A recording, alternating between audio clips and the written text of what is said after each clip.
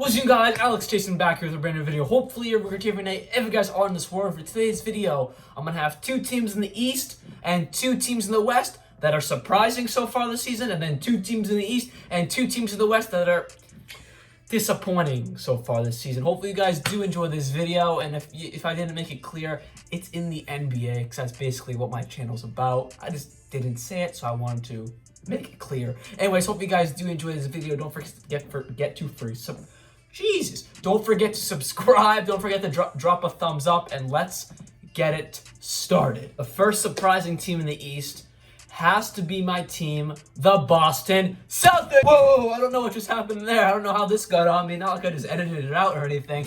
Anyways, the Boston Celtics have been playing terrific basketball so far this season. They're sitting at 6-1, second best record in the NBA, right behind the Los Angeles Lakers. And their defense is absolutely killer, only letting up 101 points a game. They're scoring 110 points a game. That's a pretty good margin for scoring versus only points allowed. They're playing terrific defense. Robert Williams, he's playing really good defense. Time Lord, get that crap out of here. And then Daniel Tice, he's playing great defense. I thought he was just like a walking big man who just like couldn't move and was just stuck like this the whole time. But no, he's swinging those arms, getting those shots out of here, playing terrific defense. Marcus Smart, he's taking those charges like always, flopping a little, getting those calls, and getting the ball back to us. That rhymed. I didn't mean for that to happen. And then Kemba Walker. I did not realize he could play perimeter defense this well. Not saying he's going to keep it up all season, but as of right now, his perimeter defense is really, really good, averaging around 1.5 steals a game. Kemba Walker's playing great. Jason Tatum's playing great, took that next step. Jaylen Brown's taking great, took that next step. And then Gordon Hayward. He's playing so efficient. He's not doing anything stupid. Honestly, I think he's the most efficient player on the team so far this season. And Gordon Hayward, keep it up, buddy, because if you keep this up, I really believe we'll make it to the Eastern Conference Finals, but it's going to rely on how Gordon Hayward does. Everybody else is going to do their thing, but Gordon Hayward needs to keep it up, because if he falls back, I feel like the team's going to fall back because we need his points. Now let's go to the second surprising team. Second most surprising team in the Eastern Conference got to be the Miami Heat. They're playing great ball. Jimmy Butler's killing it. Tyler Hero's killing it. And don't get me started on Kendrick Nunn, who's averaging 18 points a game, absolutely killing it. Could be Rookie of the Year. Has kind of slowed down a little bit, but he's still doing. That just scared the crap out of me. Oh, why do we gotta have ghosts in my house? I don't know. But anyways, let's keep it going. The Miami Heat are playing great. Bam Adebayo looks like their future center. It looks like a terrific big man. They're not missing Hassan Whiteside. They're not missing a beat without him. And they're playing terrific basketball. I really got not much to say on the Miami Heat, but they are really achieving higher than expected. The third seed in the East. They're doing better than teams like the Milwaukee Bucks, Philadelphia 76ers, and Indiana Pacers. So I think this will last the whole season. Probably not, but as of right now, they're playing as a terrific basketball club and doing very well together, and they're just, the ball movement is absolutely terrific, getting it to Kendrick Nunn, Tyler Hero, Jimmy Butler, Adebayo. Just, they got an all-around good team, and they still got Goran Dragic and Dion Waiters to get you some good points off the bench. Really, really fun team to watch, and keep it up, Miami Heat. You're doing great. Now let's go to two disappointing teams in the East, and these teams are just really not doing what they should be. The first disappointing team in the East has to be the Brooklyn Nets. They're sitting at 4-4, 8th seed in the East, obviously 500, not terrible, not great, not terrible, but they're the 8th seed. I personally believe they should be around the 4th, 5th seed, where the Miami Heat are, Philadelphia 76ers, that range, sitting around 6-3, 5-4, whatever. But they're not. They're 4-4, and they're just not playing. They're just not gelling together. Obviously, Kyrie Irving's doing his thing, averaging around 32 points a game, absolute killer. If the Brooklyn Nets play a good season, get a winning record, he could be MVP, honestly, Kyrie Irving. Playing terrific basketball, but there's more to it. Kenny Atkinson has he's denied it, but there's rumors that him and Kyrie aren't gelling. Him, Kenny Atkinson, the head coach, and the team are just not gelling together. Spencer Dinwiddie's not playing as well as he should be. What's his name? Jarrett Allen did not take that next step so far this season as our young big man they always thought he should be. Karis LeVert is doing his thing, giving you 18 points a game, but the defense is not really there for Karis LeVert so far this season. And then DeAndre Jordan. Good center when Kevin Durant's there and they got their whole team together, but he's not. Kevin Durant's not there. And what's DeAndre Jordan getting good to? 8-8, 10-10, maybe 12-12. But he's not. He's not really playing as well as he should be. No one's really doing as well as they should be except Kyrie Irving, who's actually exceeding expectations scoring-wise. And except for Kyrie, he's actually having a great season. I can't really complain about what Kyrie's doing. It's just his leadership. We all know that sucks, his leadership, and it's probably is probably a reason why they're not producing the way they should be. Second disappointing team in the Eastern Conference has to be the Orlando Magic, and here's why. Everybody thought they would be even... fucking kitties, man. The second disappointing team in the Eastern Conference has to be the Orlando Magic, and here's why. They're sitting way out of the playoffs right now, 3-6. They're like the 13th, 14th seed because it doesn't have the numbers now. I'll count. 9, 10, 11, 12th seed in the Eastern Conference. And they made the playoffs last year. They were the 8th seed. Yes, they did get bounced in the first round by the Toronto Raptors, but they gave a good fight. They won the first game in that series, and then they got bounced. But that's not the point. The Orlando Magic, personally to me, I thought they were going to come back this year with a vengeance and really fire it up with Vucevic, Terrence Ross, Aaron Gordon, Markelle Fultz is back and healthy. He's actually playing pretty well. But overall, this team is playing trash. Vucevic has slowed down from last season.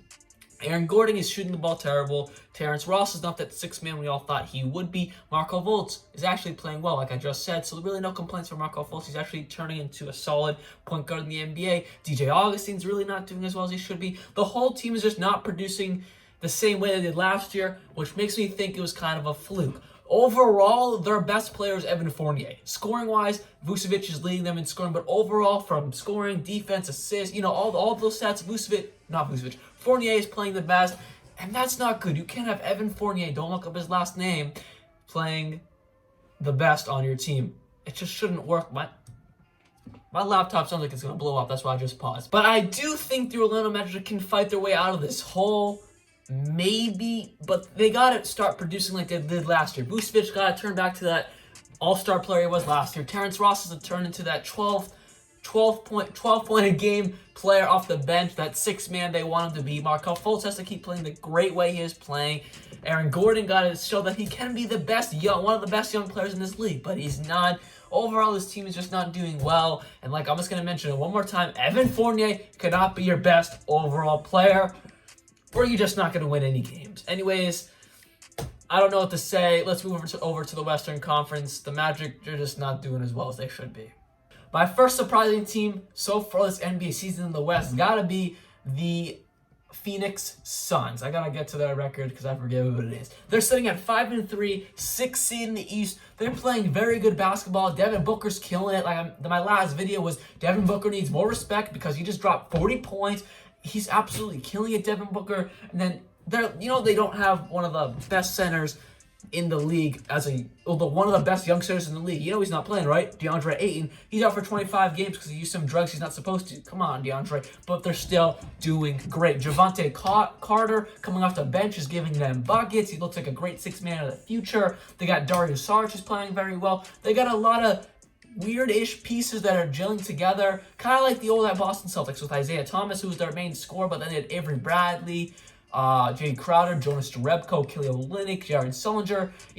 Brad Stevens got those guys all to gel together, and I feel like the Phoenix Suns that's what they're doing. They got Devin Booker, who's going to be their star, but then they got other pieces around them, like Javante Carter, who I just mentioned, Mikal Bridges, who's a young guy, still has great perimeter defense. They got a lot of young pieces or older veterans who are just gelling together, or some veterans, like Dario Saric, I'd consider him a veteran. He's around 27, 28. They're all gelling together, and they're producing this solid season so far. 5-3. Do I think they'll keep it up? Probably not.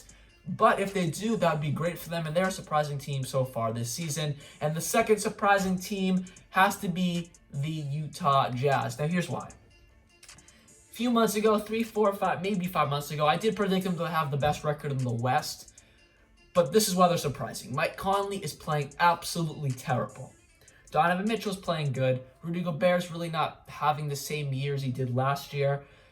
They do have other pieces, though. Bojan Bogdanovic, Joe Ingles, Emmanuel Mudiay, who looks like a fantastic backup point guard to Mike Conley. They got Jeff Green. They got a lot of good pieces, but they're not gelling the way everybody thought they would be right away. But that's why they're a surprising team, because they're not gelling the way they should be, but they're still producing. So the reason I'm trying to explain it to you the best I can, why I think they're a surprising team. They're not gelling together, but they're still producing. So when they do gel together, they will be producing so well that they'll be a threat.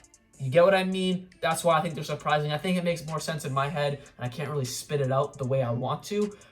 But they're a surprising team so far this NBA season because they're not playing as well as it looks, but they're still having a good season. That's what I'm going to say. Two disappointing teams so far this season in the Western Conference has to be the Sacramento Kings. The reason why they're disappointing is because they were so close to making the playoffs last year. They just missed the playoffs, and then they thought they were going to come back this year and fire it up. De'Aaron Fox was going to be mad. He was going to kill it. Harrison Barnes was going to be mad. He was going to kill it. Buddy Hield was going to be mad. He was going to kill it, which he started to kill it. Then now he's not doing that good. They got Marvin Bagley, who's being their starter this year. Then they got Bielitsa, who's going to come back and start killing it, but they're not. They're sitting at 3-6. They're digging themselves a hole for the season, and it's not looking good for the Sacramento Kings. That's why they're disappointing, because they were so close to making the playoffs last year. They were like 3-4 games behind. I forget who the 8th seed was. What was it? The Clippers? Yeah, they were right behind the Clippers, but they didn't get there, and I thought they were going to come back and get revenge and really start off the season very well and get in that 6th, 7th, 8th seed realm, but they're not. They're like the 13th, 14th seed in the West, and they're just not producing, personally, how I think they should be, with De'Aaron Fox, who's not playing as well as he should be. Buddy Hield started off the season great, and then he completely fell off.